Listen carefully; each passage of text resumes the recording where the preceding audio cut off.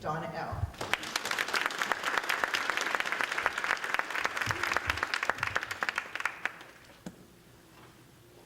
Good afternoon.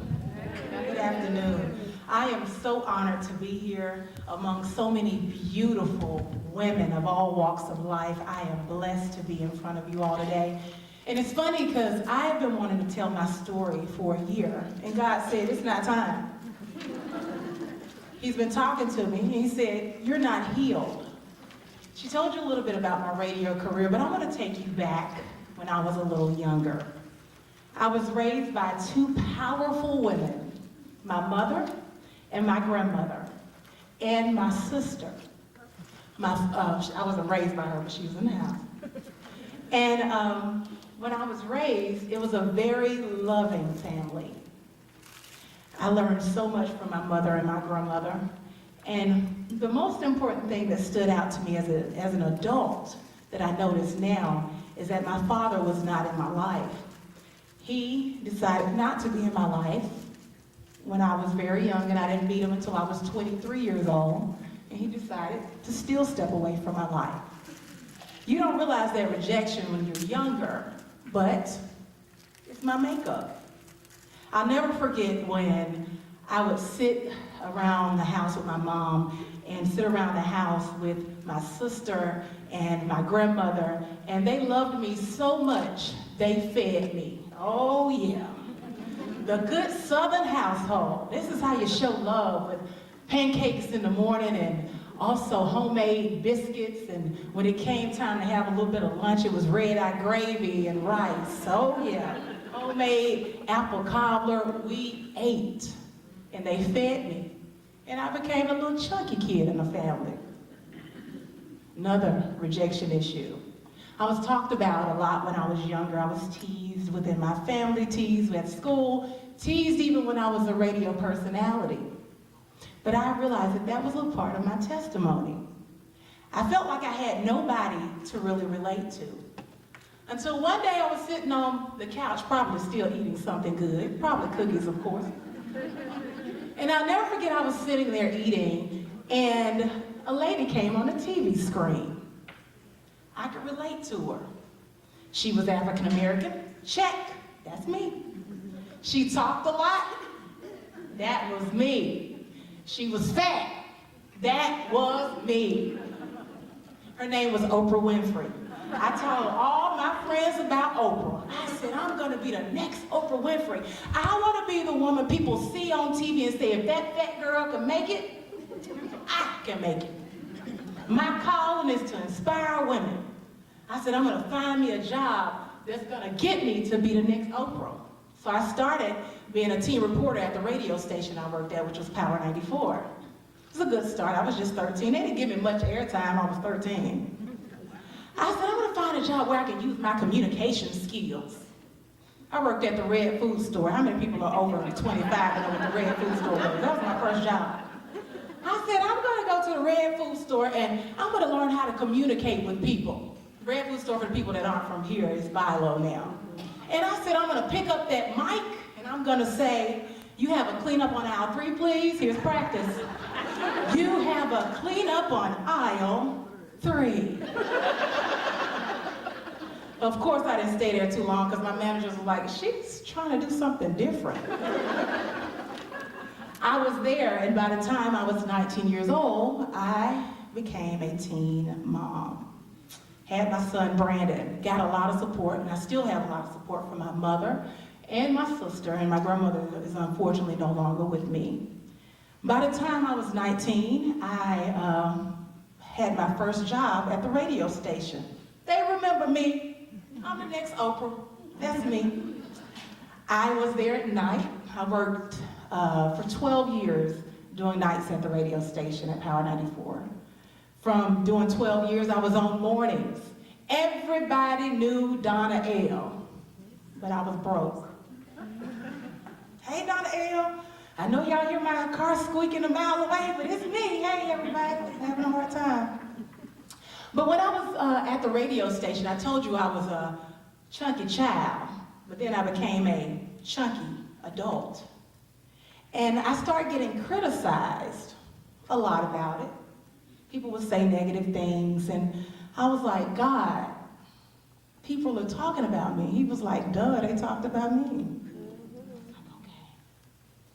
So the more I was ridiculed, I decided I wanted to make a change. So I started losing weight. At my biggest, I was 300 pounds.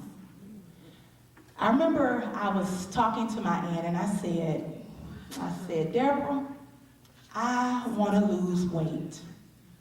Everybody in the family was already chunky, but you know in your family in the South, it's always two people that were the biggest out of the entire family, right? Come on, you know. And it was me and my Aunt Deborah, and I tell you, she told me, Donna, I want you to do me a favor. I want you to talk to women and help them about weight loss.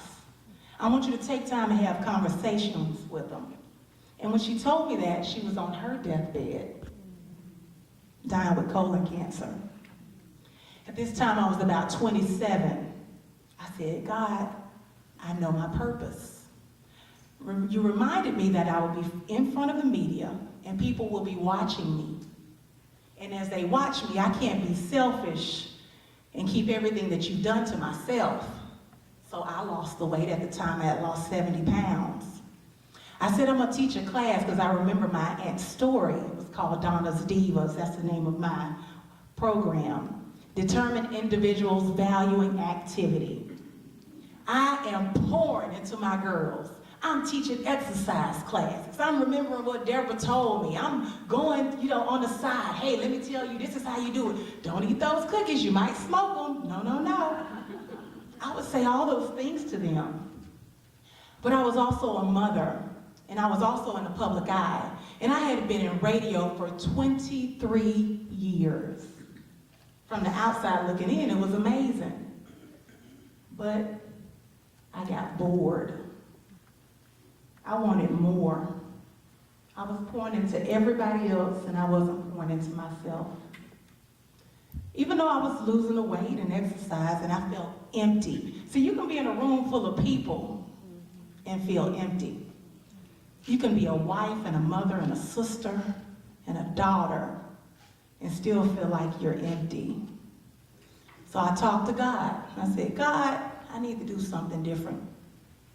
The conversation started out like, God, I need to do something different. And then it turned out to me being very angry and hurt and mad. Because that's how the devil does you. He makes you isolate yourself from everybody else.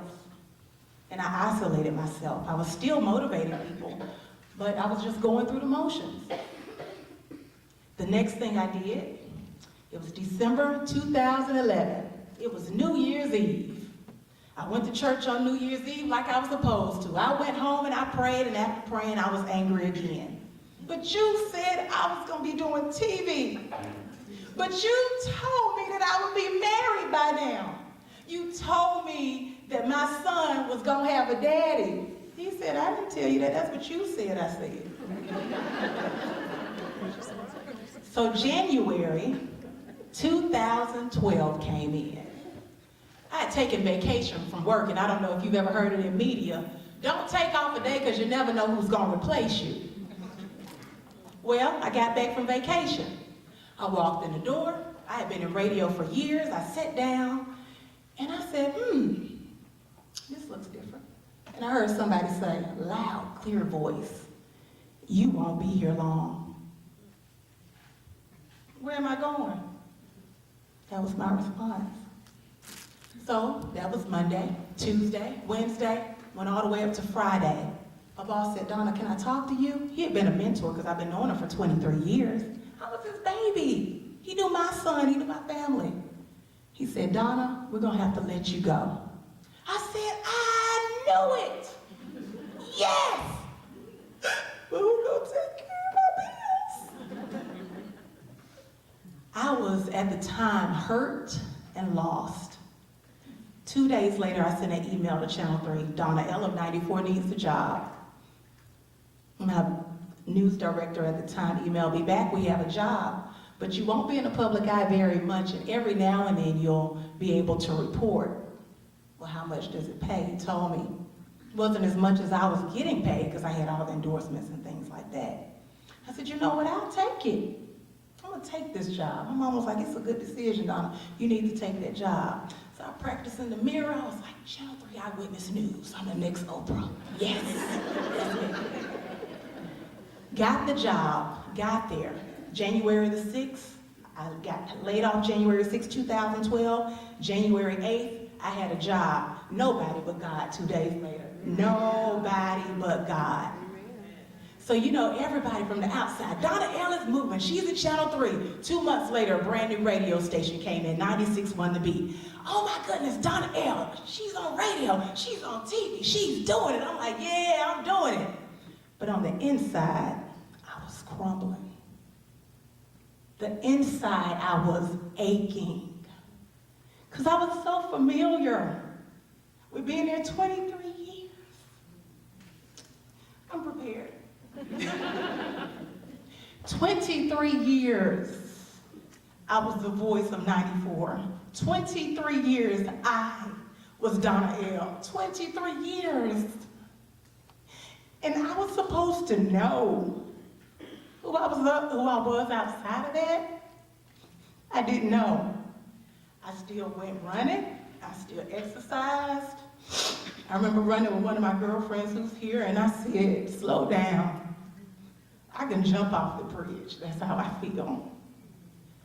But I can still hear God saying, I'm here. I heard him talking to me. I walked into Channel 3 every day with a smile on my face. Because one thing I knew is that I didn't want to bring everybody else down with how I felt and where I was. Because your attitude is contagious.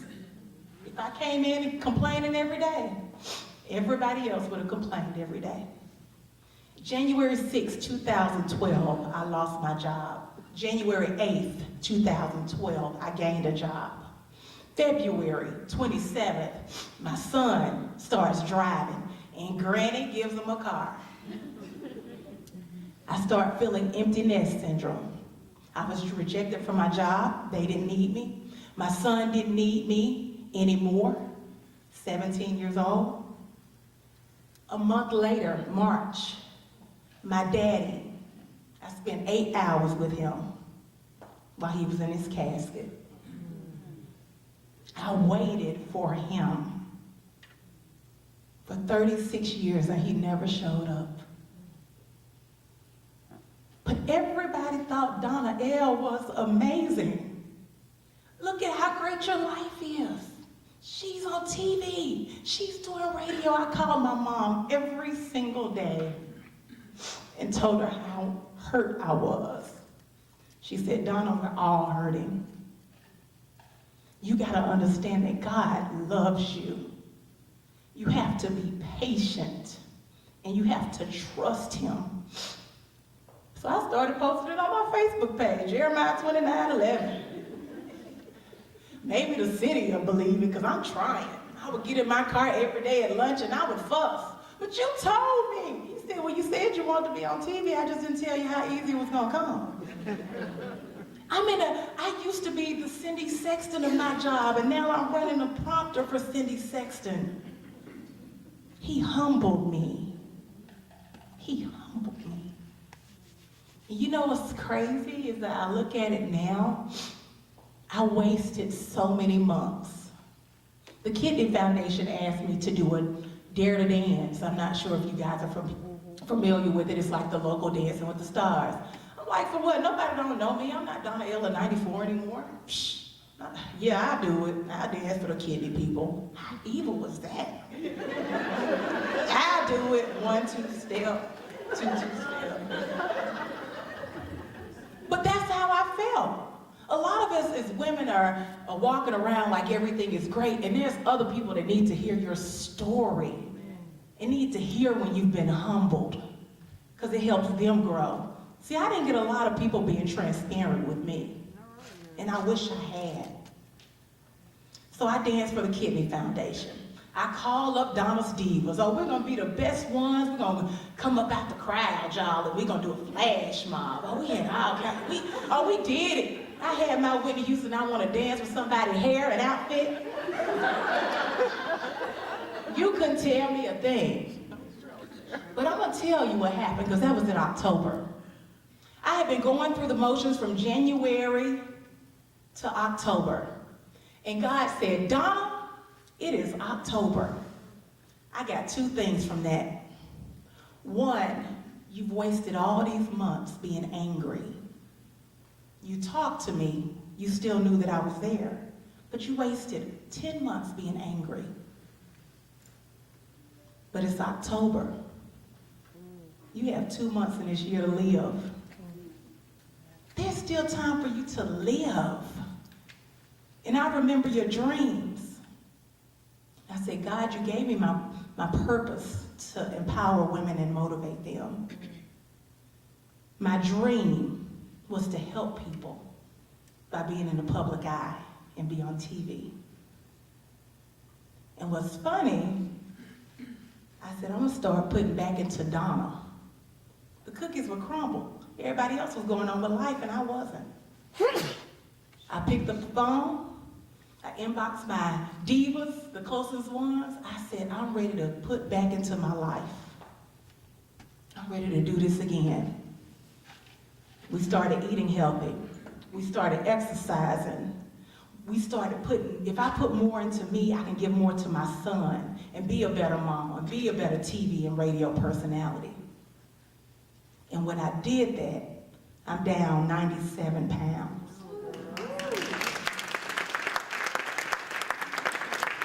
And I say I can do it